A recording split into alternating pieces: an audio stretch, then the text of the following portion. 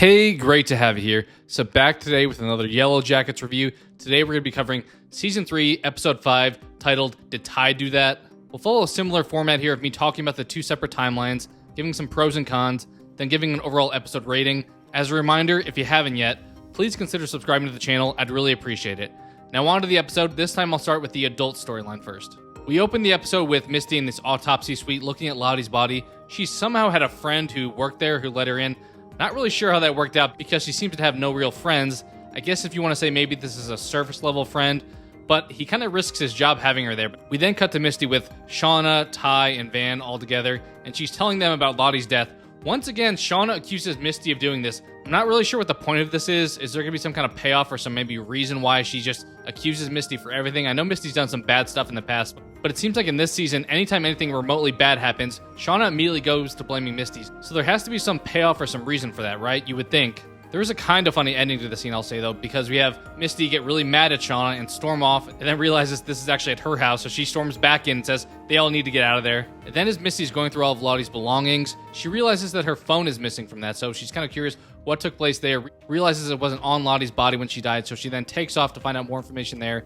And separately, we have Shauna following Misty, and then we have Walter following Shauna. Misty doesn't realize she's being tailed, but Shauna realizes that she's being tailed, so she winds up hitting her brakes and bumping into Walter, leading to a discussion between those two and ultimately an alliance forming there. We then cut to Misty, who's reviewing the crime scene and questioning the front desk employee, who seems to have known Lottie since childhood. Misty then comes back to Lottie's place, and her dad answers the door, and she pretends to be somebody else and says, "Oh, my package was actually being held by Lottie." And Lottie's dad seems to have lost it a little bit. I'm wondering if he has anything to do with Lottie's death. But we then see that Misty finds this receipt with a large amount of money being pulled from Lottie's bank account, so maybe not as likely that her dad's involved since that's the case. And then we find out that Walter and Shauna are actually already there, pretending to be IT guys, I think, and setting up the internet for Lottie's dad's place.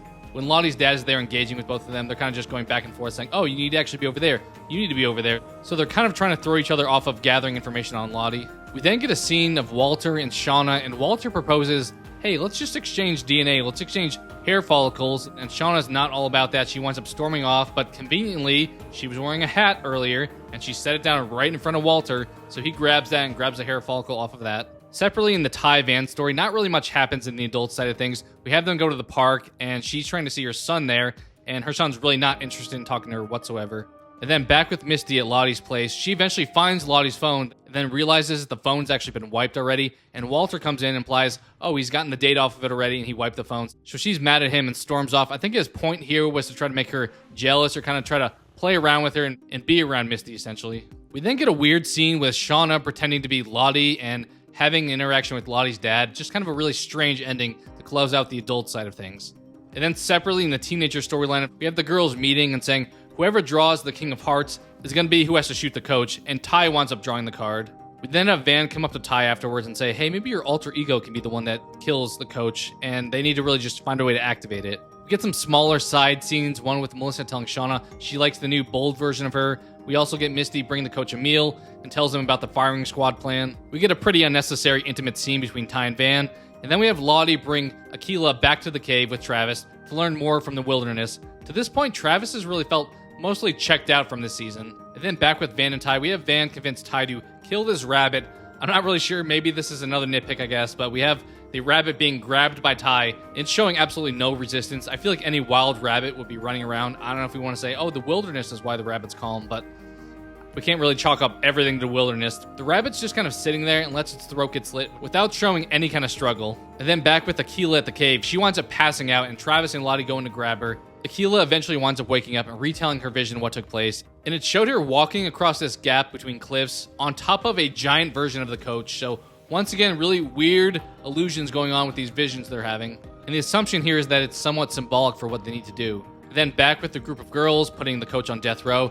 Kind of drawn out scene here with Ty holding the gun at coach for a long amount of time and some back and forth dialogue. Somehow Ty suddenly switches to her evil self, so finally got that accomplished there. And before she kills him, we have Travis come in and save the coach. I don't know how the shot didn't shoot anybody because Ty pulled the trigger and somehow fired at nobody. But then we have Lottie and Akilah also say they can't kill the coach.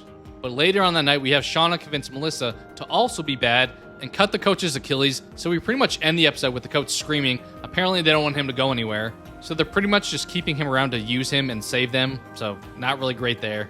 As far as running through a couple pros for the episode, I think the first one I would say is the coach lived. It's not exactly the way I would have done it necessarily, though. Dragging out him dying this far, it feels like a little bit of a strange decision. If you're going to have him die, kind of just have it take place and don't really drag it out any farther. But we've had him almost die so many times that while I want him to live as a character, I get used to the idea of him dying because the assumption is, oh, he's going to die here. Never mind, he's going to live a little bit longer. So it feels a little bit like they're playing with the audience here a little bit too much. And there's also an old theory from shows or movies back in the day where you would say, if you show a gun in a scene, you must fire it by the end of the scene. So not really sure they really accomplished that here. I guess technically Tai did pull the trigger, so she did fire it, but you didn't really get the payoff of them showing the gun. So while I didn't want the coach to die, it feels like they've hinted at it so many times, and then to not do it feels like a weird decision. So it's a pro that he's alive still, but I'm not sure really the pathing they took to get there is the path I would have taken. Then second pro, I would say some of the back and forth between Misty and Walter was good. He's clearly trying to reconnect with her, and she's just not really available for any of the ways she's going about it. As far as a couple cons for the episode, the first one being, this may sound extreme, but I found the episode to be both boring and annoying at times. Either nothing was happening in a scene, or things I was actively rooting against was happening in a scene. And then second major con for me, I'll probably sound like a broken record here, but once again, Shauna has become so unrelatable and unlikable. As an audience member, I assume most of you feel this way, but let me know if I'm wrong about this down in the comments below. But she's just pitched as being so horrible, both in the teenager and adult side of things, that I'm not really sure what redeeming qualities are there. And there has to be some kind of payoff for how bad they're making her look throughout this season. As far as an overall score for this episode, I'm not going to sugarcoat my thoughts here. I really wanted to enjoy this episode, but it pretty easily earns a negative rating for me. As I mentioned, we're either not progressing the storyline or progressing in a way that I'm not a fan of. I obviously plan to continue to watch and review these episodes, but I wouldn't be surprised if they lose some audience with this episode. And now around that halfway point, I don't think Season 3 has really lived up to expectations. Hopefully, though, they can redeem things in the back half of the season. But what'd you think? Were you a fan of this episode? What parts did you like or dislike? I don't mean to be down this episode, but I feel like there's a lot of things they could have done a lot better, and I really want to be authentic with my reviewing of these episodes. We still haven't gotten a lot of questions answered. Do you have any theories about Lottie's death, or what may happen to the coach, or really anything else going on within the season? Sound off on all things Yellowjackets down below in the comments. Thank you so much for watching, and I hope to talk to you again soon.